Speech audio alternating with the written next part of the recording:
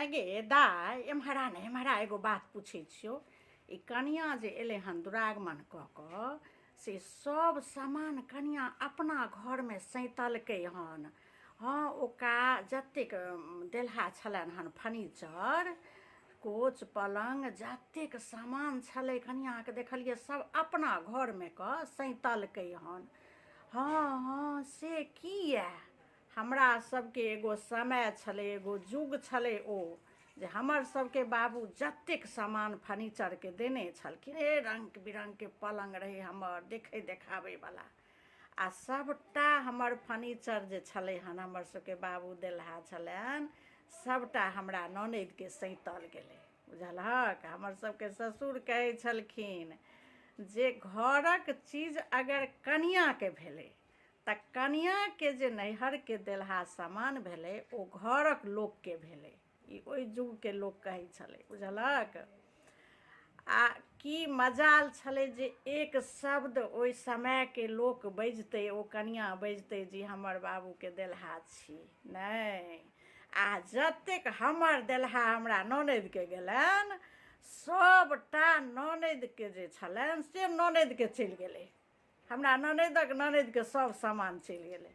बादमे हमर ससुर बना देलखिन फेर एगो पलङ्ग हमरा सबके कहलखिन जे पुतहु हमर नीचाँमे किया सुतत तऽ फेर बना देलखिन। लेकिन सब सामान हमरा ननदिके सैत दऽ देने छलखिन। आ आब हौवे देखलिए हन सब सामान कनियाँ अपनेसँ अपना घरमे कऽ सैतलकै हन। तऽ जे भी छलै हन ओ पलङ्ग तलङ्ग सबटा सोफा सेट सब चीज अपना घरमे सैतल। किया एम्हर ओम्हर धऽ दितै हमहूँ सब एक रत्ती आराम करितियै तऽ से नहि होइतै। ओहि घरमे तऽ छलैहे पलङ्ग आ ओ पलङ्गके हटबा देलकै हन।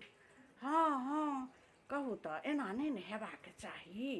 अरे कोनो सामान सामाने भेलै ओ घरमे सामान सब छलैहे ओ सब हटबा कऽ आ सबटा अपन नैहरके देलहा देखलिए नव कनियाँके अपना घरमे कऽ सैतलकै।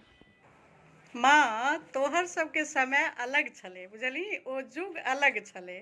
ओहि समयमे अहिना होइ छलै जे ओहि कनियाँसँ आयल ओ अपना बेटीके सैत दै छलखिन। फेर ओ कनियाँ जतऽ जाइ छलखिन दीदीवला जे छलै से फेर दीदीके ननदिके सैतल गेलै सएह ने। लेकिन आब से नहि होइ छै माँ। आब माँओ बापूजी जे रहै छथिन अपना बेटीके बहुत शौकसँ दै छथिन जे ई चीज हमर बेटी सुख करत बुझलही। ताहि दुआरे कनिये घरमे सबटा सैतल जाइ छै जे अपन कनियाँ सुख करतै। आ कोनो भी लड़कीके माँ बाबू